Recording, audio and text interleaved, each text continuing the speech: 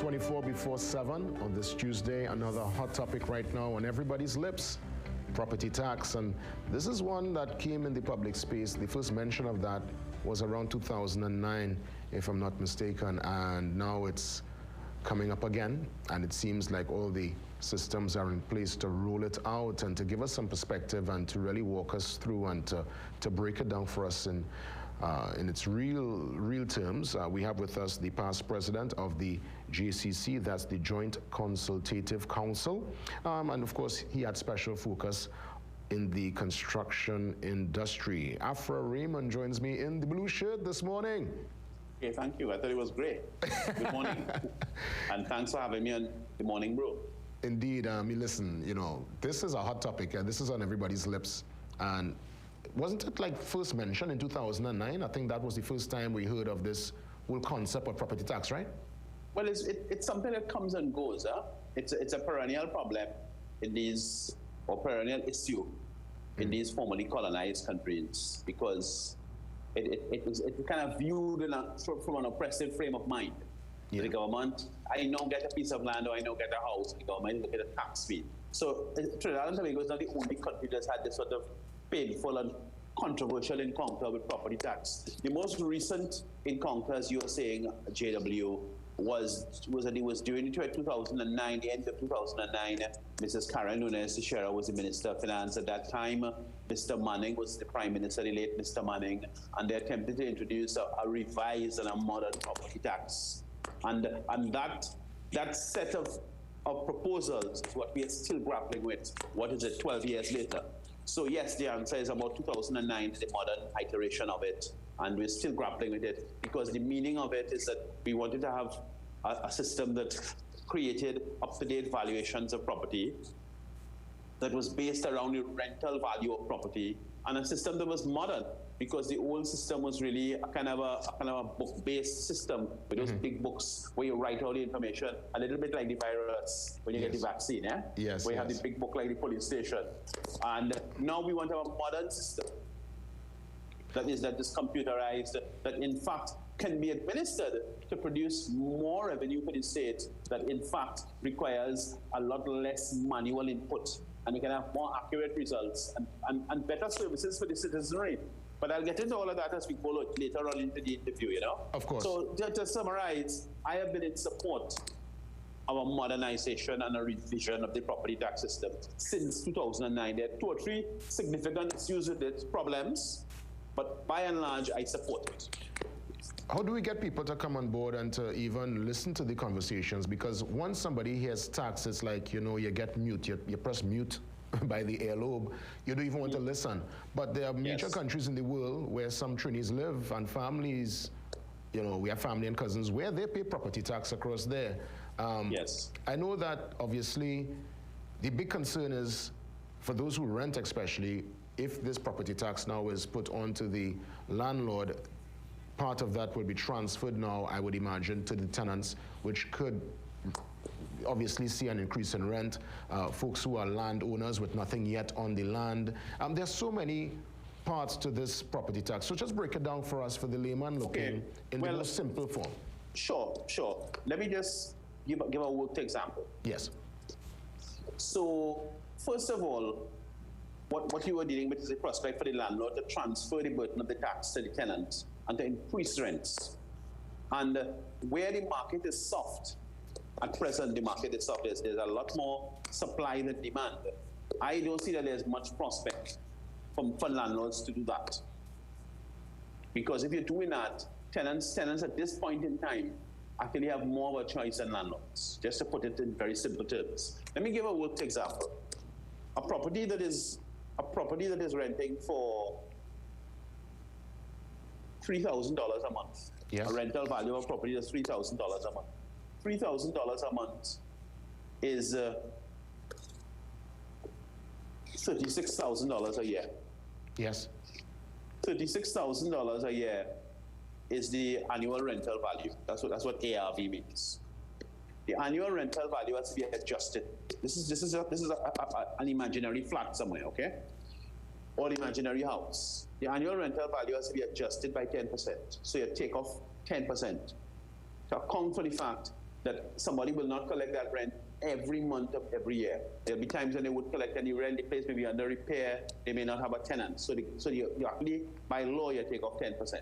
So you take off $3,600. Okay. So you end up with $32,400 a year is the annual taxable value. The annual taxable value of the property, you are taking 3% of that. 3% of $32,400, okay, is about $960, $970. $970 divided by 12 is $80 a month. You getting me now? I understand, yeah. So that's just like one simple example in 30 seconds of how it works. Okay. So I am saying that's a simple model. I mean, I have a lot of things worked out at AfraRaymond.net on my website, examples for commercial and industrial and agricultural properties and so on. But that is a simple example of the equation for a residential property, which is what most of the concerned listeners and viewers would want to know, would want to hear about. You know? What about the fines and penalties? Because we're hearing talk of the fines and penalties, and some seem to suggest that if somebody is inactive or negligent for about 5 years, their property or land can be taken. Is that accurate?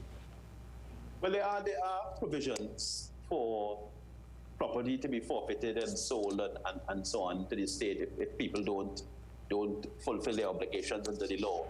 But I am actually skeptical, JW, as to two things. I'm skeptical. I mean, those provisions, you're correct. Those provisions are in the law.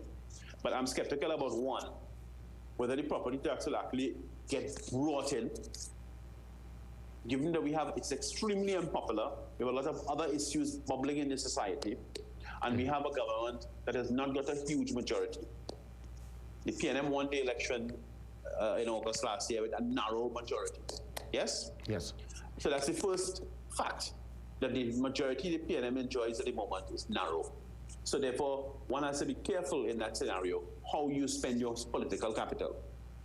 Secondly, history of the country and our history of compliance and obedience to good order. I don't recall any cases in Trinidad and Tobago of anybody having gone to prison for not paying their taxes. I don't recall any cases in Trinidad and Tobago, despite all of the concerns. I don't recall any cases in Trinidad and Tobago of any property having been sold because people didn't pay their taxes. And those laws about properties being sold if you don't pay your taxes, those have always been there. Those were there in the old system. They're not laws that are being introduced by Mr. Manning in 2009. Those provisions are always in the law. Any modern taxation system has that. But I'm saying that we as Trinidadians and Tobagonians have never honored that part of the system. Okay. So I don't think that's a big issue to spend time on, to be spending our time on, to be frank. Mr. Raymond, I want to find out, will this property tax situation help with the derelict buildings and those, as we say in layman terms, the eyesores that would be in an area for years, just dilapidated, a piece of bush just overgrown? Yes. Would this help in that regard with that kind of structure? Well, I am actually extremely pleased that you have asked that question. Normally, when I come onto these sorts of shows, the hosts or the interviewers tend to just be fishing. This question actually shows a serious understanding of what this is about. You see, if you go to modern, advanced jurisdictions, the ones that we aspire to, and let us be frank, if you talk to 10 Trinidadians and Tobagonians about what they want Trinidad and Tobago to be like, what they want here to be like, what they want here to be less like, it is those places that most of them are talking about. Let us be very frank. Yeah. Let's not pretend anything. That's what people are talking about. But I'll tell you something. If you go to those places, whether it's London or New York or Miami or Atlanta or Toronto or Paris, when you go to those places, you would never go into a good area or a busy street and see a derelict property with a lot of vines and bush. No. Why is that? It's not because they're white or we're black, but that's not the reason. The reason is that in those places, the local government, and I'll come to that just now, the local government is largely funded by property tax. Therefore, the people in the local government, it is their business, if they want to collect a salary, to make sure every property is properly assessed and they collect taxes on every property. And they review it. In Barbados, they review it every 3 years.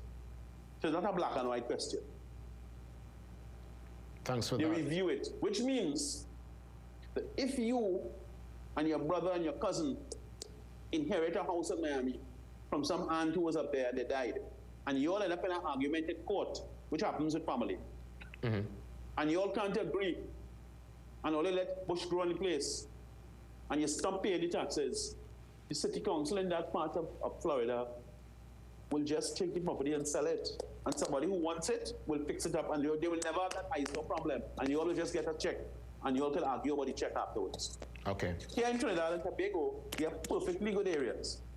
We all know it's true, whether it's Southern Main Road here, Eastern Main Road there, parts of Barrett area, Woodbrook, St. James, St. Augustine. We have a perfectly good street, and you have 2 or 3 ISOs on the street. And what has happened?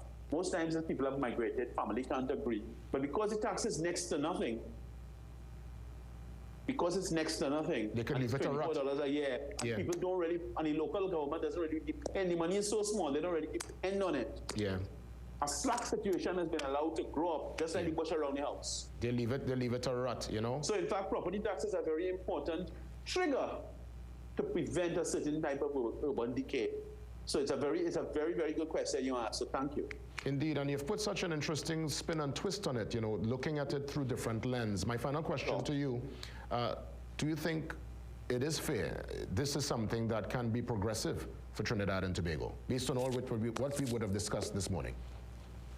Well, progressive is one of those terms that needs to be a little bit, let's slice it a bit. If the property tax were one figure all the way through, it wouldn't be progressive, which is why Mrs. Thatcher had a big problem with the poll tax in England. She wanted to charge one figure. So a rich man in a house, one man would have paid the same figure than a poor man one man in a house. And that caused riots and uprising and so on. Here in Trinidad and Tobago, as I explained, based on rental value. So there's an element of progress there. Of course, there are other elements of progress that could be built into the system with higher rates for better grades of property, okay? But one of the main things we need to get here, JW, is to understand that in fact, property taxes are an important engine for local government funding.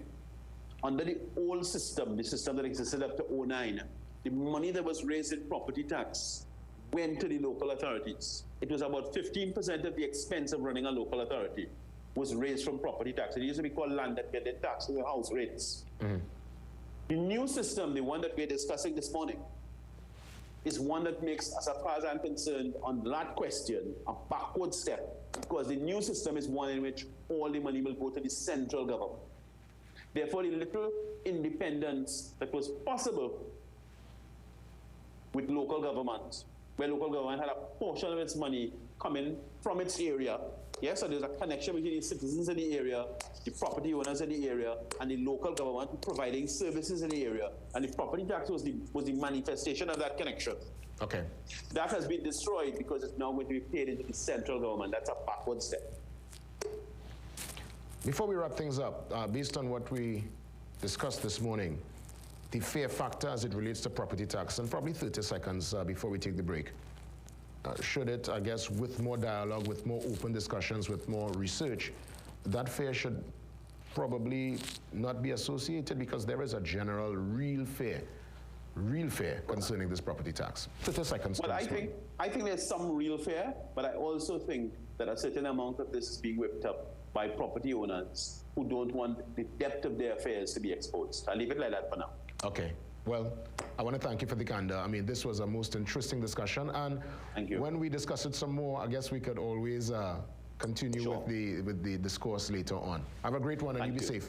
Thank you. All the best. Thank you. All the best. We take a pause. We come back with the social media handles and the birthday brew. One of my real good friends celebrated his birthday yesterday. I forget clean, you know, but we will sort him out today with a belated birthday shout. You would guess who after the pause.